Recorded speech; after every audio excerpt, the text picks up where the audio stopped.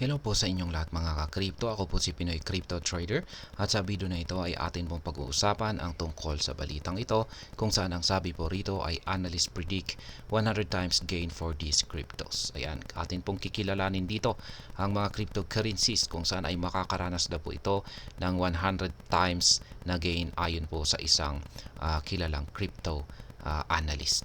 Kaya ayan, bago po tayo magpatuloy ay nais ko lamang po munang bigyang linaw ang aking disclaimer kung saan ang nilalaman po ng video na ito ay hindi po ito isang financial advice.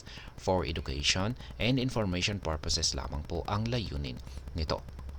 At ayan po mga ka-crypto, sa atin pong pagpapatuloy ay ang unang-una po rito sa listahan na ibinahagi ng analyst dito na makakaranas daw ng 100 times na gain ay itong si Solana. Yan, Solana redefining blockchain coexistence. Currently, the Solana market experiences a positive trend as its price aims for the $150 mark. Anatoly Yokenvenko, the founder, transitioned from merely competing with Ethereum to prioritizing coexistence and technological innovation.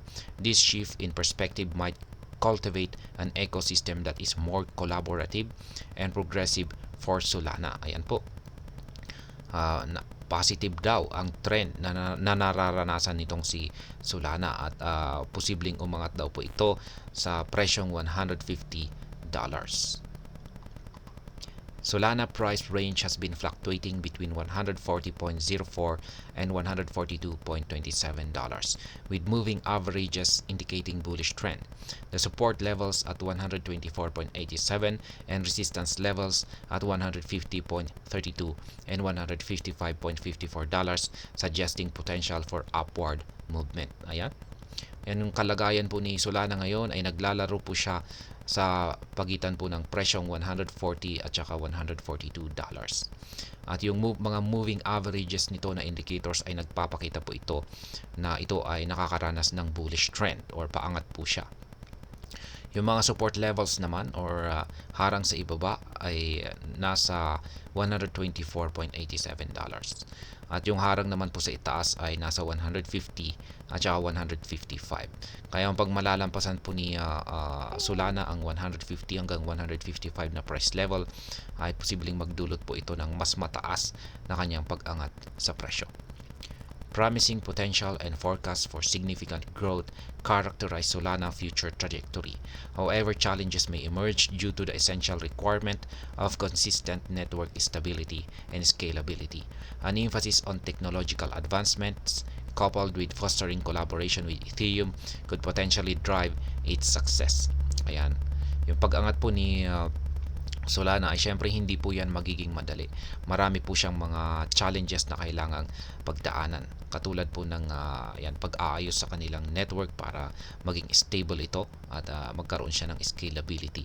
At syempre, yung isa raw pong inaasahan rito para lalago itong si Solana ay yung kanyang pakikipagtulungan kay Ethereum.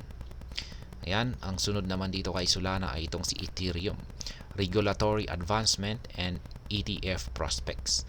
At the present time, Ethereum has a significant activity in the sphere of regulation and the development of the market. The United States Securities and Exchange Commission is actively involved in discussions about a planned alteration of rules. This adjustment, if passed, would allow Fidelity Investment to sell shares in its new Ethereum spot exchange traded funds. Ayan. Ang kalagayan naman po ni Ethereum ngayon ay nagkakaroon po siya ng malaking activity sa regulation at saka development ng market. Sapagkat yung US SEC, yan, ang United States Securities and Exchange Commission ay nag-uusap na po sila para baguhin yung mga patakaran na ito. Ayan. Forecasting in the most recent Fidelity's SEC filing specifies the intention of the firm's ETF to track Ether by referencing the Fidelity Ethereum Index. If approved, the ETF operating under the trading name ETF at the Shiba BZX exchange may be groundbreaking development for Ethereum on the whole. Ayan. groundbreaking daw po or isang malaking development ang magaganap kapag na-approve yung itong ETF ni Ethereum under po sa ETF yan at saka Cboe BZA Exchange. Yan po yung isang malaking inaabangan ng lahat na development dito kay Ethereum ngayon. At ayan naman po, sunod kay Ethereum ay si Cardano, breaking through profitability barriers. Cardano faces a challenging environment for investors with only 35% currently in profit in contrast to other leading blockchain protocols. Ayan, ngayon ay yung mga investors daw po ni Cardano ay nakakarap ng mga challenges kasi nasa 35% lamang po sa kanila ang may naka-profit or nakakakita ng gain sa kanilang investment. The cryptocurrency encounters significant resistance at 0.40 with 7.19 billion ADA tokens acquired at this price point. Overcoming this resistance is pivotal for Cardano's market performance. Ayun, meron pong isang matibay na resistance sa presyong 40 cents or 0.40 kasi marami pong nakabili rito na mga holders or investor na umaabot po ng 7.19 billion na ADA tokens. Kaya sa tuwing lumalapit po yung presyo ni Cardano dito sa 40 cents ay may mga nagbebenta. ADA's success in breaking through the 0.40 resistance will be decisive for its future, potentially boosting profitability and investor sentiment. Failure to surpass this barrier may continue to pose challenges for its market performance. Ayan. Kailangan po talaga na basagin or lampasan ni Cardano ang resistance na nasa price level na 0.40. Kasi yung pag nabasag po niya ito po ang siyang magdudulot sa kanyang matinding pag-angat sa presyo. Pero pag hindi po niya magagawang basagin ito or hirap po siyang basagin ito, ay syempre patuloy po siyang makakaranas ng mga struggles or challenges sa ilalim ng presyo na ito. Yan, sunod kay Cardano ay itong si Injective. Bullish momentum after TON integration. Injective recently announced the integration which will see users bridge Injective tokens to the TON blockchain and vice versa. Before the announcement, Injective changed hands at $17.97. Ayan po, naglabas po ng announcement ang Injective na sila ay magsasagawa ng isang integration.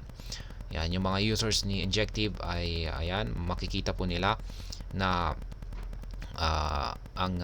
magkakaroon ng bridging ang Injective tokens sa TON blockchain at saka vice versa. Kaya yan, nung nailabas po ang magandang announcement na ito ay ang presyo ni Injective ay nasa $17.97. As of now, Injective is trading at $18.90 and could be poised to retest $20 or higher. According to the Into the Block, the in and out of money around a price IO MAP indicator supports this possibility. The IO map compares the token's current price with the average purchase cost to determine if addresses are in the money, out of it, or at break-even. This classification helps identify areas of strong support or resistance. Ayan, mukhang ngayon ay naglalaro po ang presyo ni Injective sa $18.90 at mukhang ito po ay naghahanda para i-retest ang presyong $20 or mas mataas pa.